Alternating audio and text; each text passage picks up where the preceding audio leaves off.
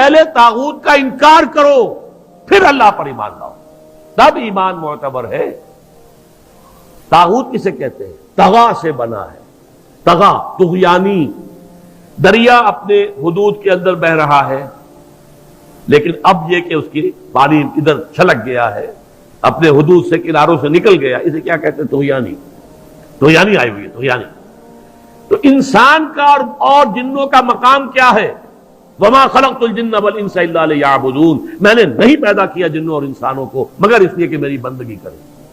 جو حد بندگی سے تجاوز کرے گا وہ طاغوت ہے، چاہے وہ ایک فرد ہو، کوئی ادارہ ہو، کوئی ریاست ہو۔ میں نے یہ تین چیزیں گن دی ہیں۔ انفرادی حیثیت سے میں اپنے حد بندگی سے تجاوز کرتا ہوں، اگر زندگی آمد برائے بندگی، زندگی بے بندگی شرمندگی، اگر میں حد بندگی سے تجاوز کر گیا تو میں طاغوت ہوں۔ کوئی ادارہ آپ نے بنایا ایسا جس میں لمیٹیشن نہیں ہے اللہ کے احکام کی، بلکہ اس کے اندر آپ نے اپنی اتھارٹی جو ہے وہ بڑی مطلق رکھی ہوئی ہے، طاغوت ہے۔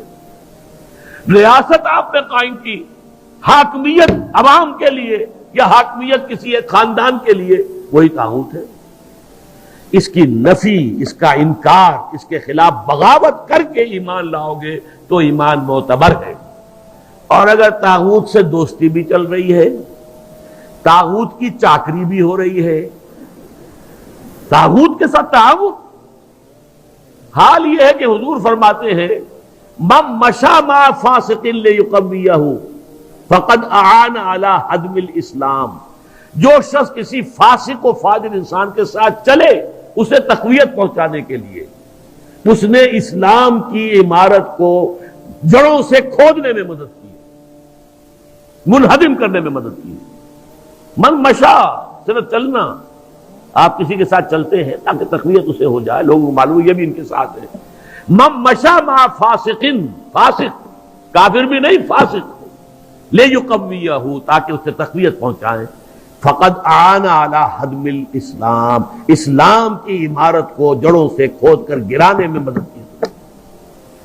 ایک اور حدیث میں آیا اذا مدح الفاسق، جب کسی فاسق کی مدح کی جاتی ہے، غضب اللہ تعالی واہتز لہ العرش، اللہ تعالیٰ انتہائی غضبناک ہوتے ہیں اس درجے کہ عرش کانپنے لگتا ہے، تھرا اٹھتا ہے عرش، اتنا غضب آتا ہے اللہ تعالیٰ کہ ایک شخص میرا باغی ہے، میرا فاسق ہے، فاجر ہے، اور اس کی مدح کی جا رہی ہے۔